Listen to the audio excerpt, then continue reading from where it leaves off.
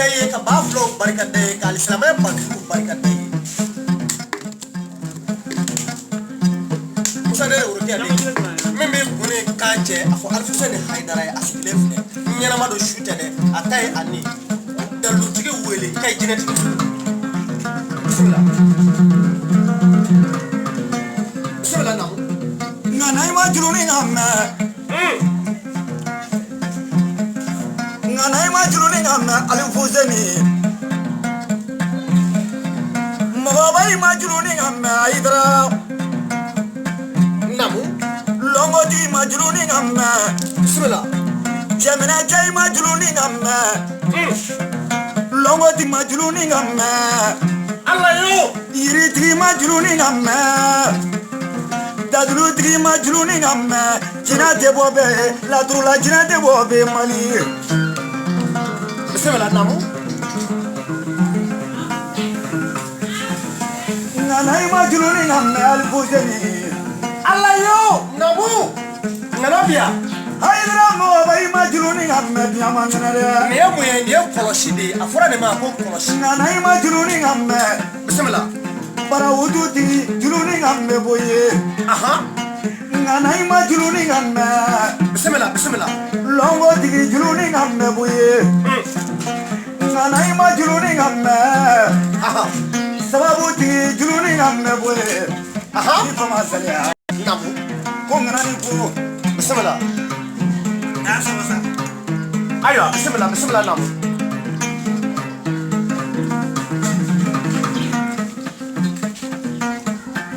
mugobra duabu ki kala ki so shijana kana la menendiri ayo aidara namu ni samba kilimbalo togoti la jamuti la ni sarado ni kabuche no bitoro kwanza ni maye kibena dugulo ka atigalo muriga mi yoro na yirimajo ayala wale junga mi mabi gada tama gada segara na mo ko ta ko de manga ja suran wonyare la mo manja woni wula bismillah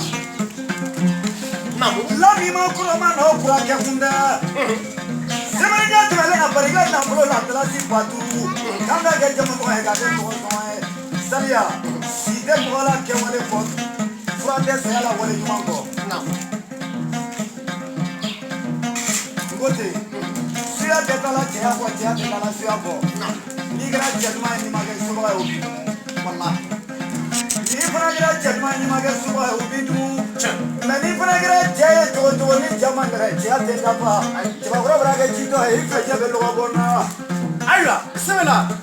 solo haidara bismillah wani fo kana jaya gelmuso ko yabala da kunya fila fo kana jaya tan solo fana ka do ko de gelmuso ya do ko ngoni fo ajara ne kulla ne ko kana ni isaba ko ngoni ta ka ka kifa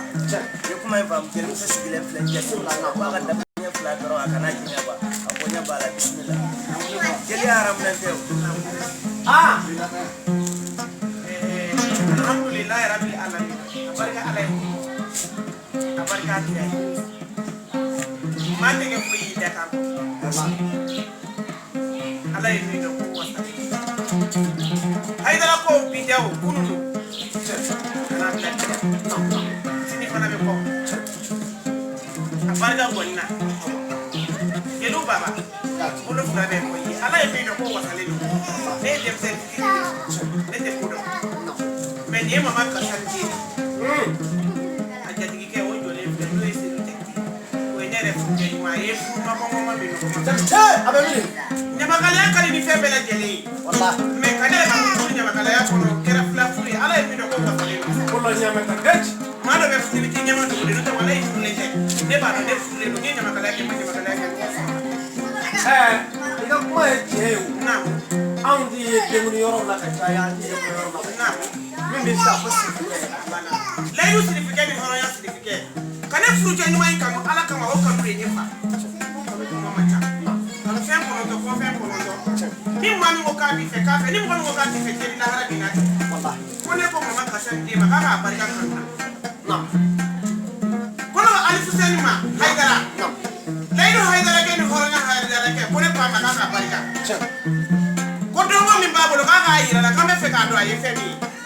ala gira ko ne na bu alhamdulillah rabbil alamin masasolo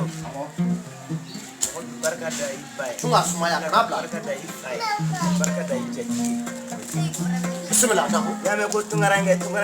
bi jamala folo ni banya na tunga bi jaila ba jana wuri yanki amma bene bayani ya frega no ko di tunu me ala ba bitla ka timide parce que killa do mine ba ko wulu na armade tekeli ka soro ni be wulu la ni be armade jeto wona ga je ne ay tra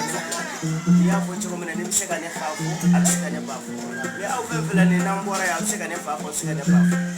ba fa ga yira wala jeriya re kore mi ya ko nyini ka do ni ba tanu afanyi ni ka do abanyi ni ka do abodu do ajatigi do abe mi nga chedo be chete fulma kana utorasa cheshi saka wari yalma kwa butefe ye kuma fam ay tugu mo ko barka bi mamna be hakina do di ma bi baraka na fati sai kimalu ye kuma fam wode wulu kasinsi ajati ni ajare jetiya kore de ni we fe do de yirena ndarula we armade yaji muriya de suma de foite ni do no horon ka so ka sai ka sani ka ko ni do no horon ka so ni kore tabe wulu ka so mala ka so to ye kuma fam e kam woni yere de jarane kwa ya ko domina ya kuka konya na jarane odo ale kumbe ni yere kumbe ni ne kumbe jeli muso kumbe me awu sego ye jabaka ja ye kuma fama ala sego ni kumbe ka wari mine e ko kala donc ni ye galon dane na wo jeli asra de sene bina fen fone ka wulu ba kala ma ne bi ni ke ne ye kuma fama ni ne wa fladi mazila ne adi mai ga ngonu bara de ga masana ne ga wa fladi ni mani e jeli de ye kuma fam me ala ka be ji yoro be tinti ma wa here ni be ji yoro be na ko ma ani ji be fa ko be fa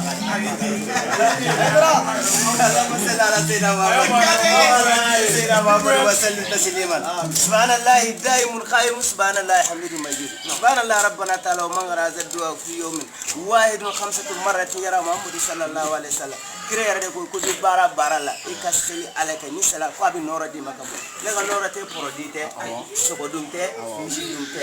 disikum noro nala di makaba anni be buga ni fali bo e bi noro dan so bani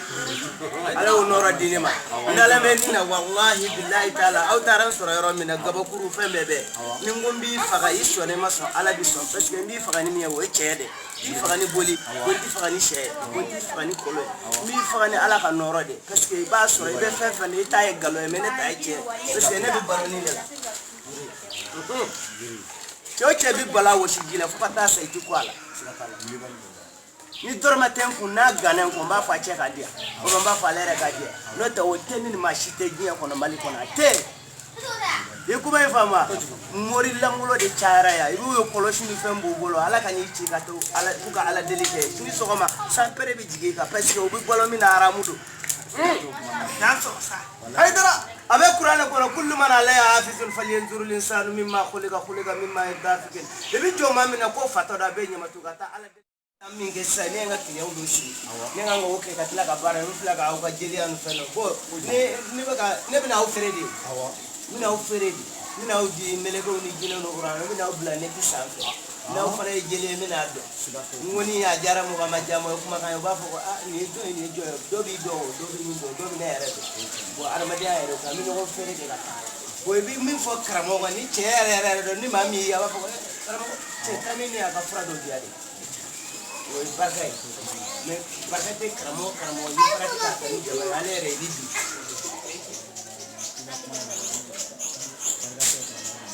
ibibi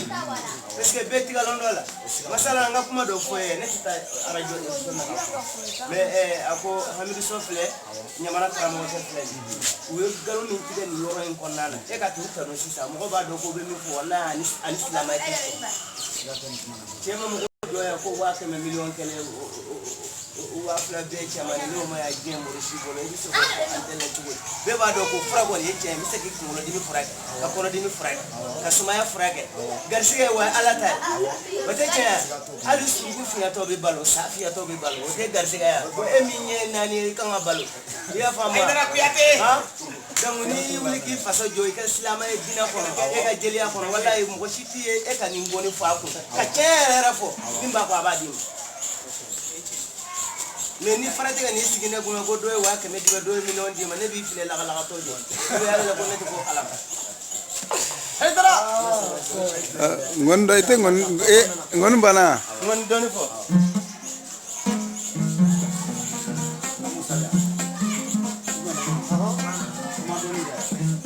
Foite ni ko yere jinga daro. Ni seri jengte ni ati. Ya ba Ay. ya tiri ke ni. Jelge ka do ko na. Ni fuse na dare ka bosi. Chubonya. Kamo gare be bosi be chili dire marade. Dire marala. Sudi be chili. Ko tege sabugo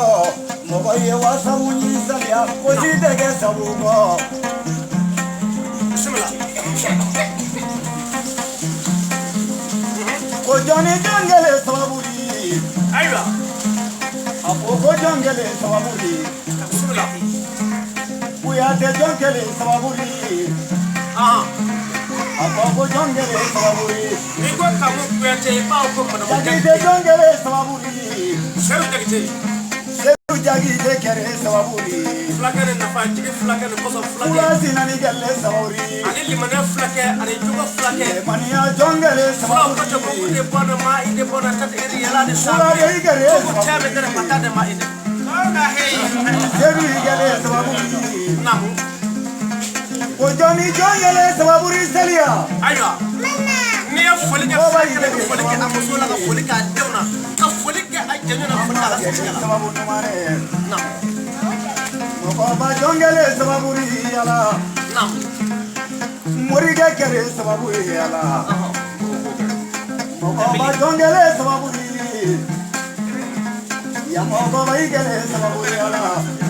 Aywa. ko jongele sababu numani Ika foli ke yakuba dabele la. kamele ya bu kere sababu numani Ni ko dambala e ba ko tarawele. Tarawara. mama igele sababu Tarawele. Namu. namo basi igele sababuri Aha. kilo gele sababuri Ah, kudu. kudu kilo gele sababuri Ni ko kina dawna sirfidi. Masasi gele sababuri ala Bismillah. nega mori gele sababuri ita bojo gele sababuri foli law Aha. ali fuseni ngo gele sababu numani tritenga nga nyoyo gele sababuri Bismillah. iri majo fuseni gele sababuri irei mo basi gele sababu numani Bismillah. irei longo ti gele sababu numani aminata jonni gele sababu numane direi mo basi gele sababuri Ni aramata fa. aramata fa lolo gele sababu numani Ni kamisa fa. kamisa fa lolo gele sababu numari Aha.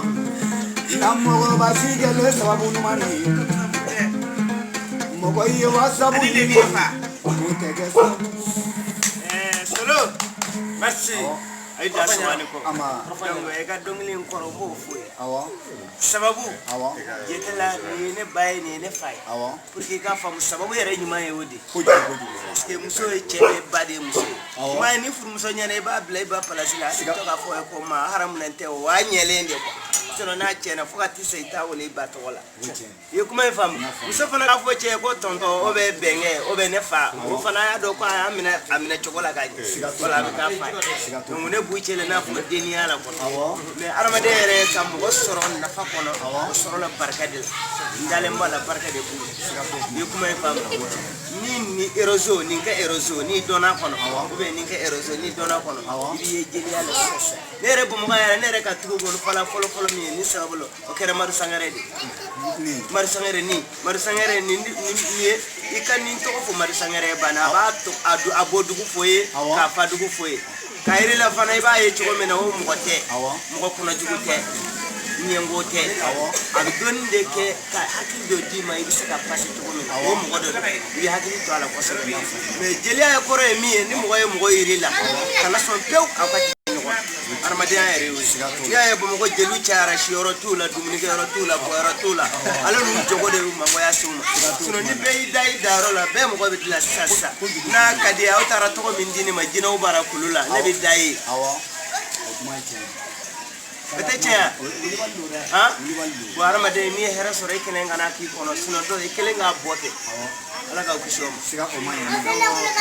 ni de ala ka barka do ke ala ka modi ala ka ala ka ni ya ku yare be ya fa mo ala ka ufla fana be ala ka garsiga ja ala ka ko ka mina ga daw hamina ko no ga ka dimashi hera daw ma ka wala da hera daw ka jamana hera daw ma mun bara hera ala ka daw ma yiri hera fana ala ka di muriya hera ala ka di kira ko sa ala ko sa Muhammad sallallahu alaihi wasallam min fulani tan kele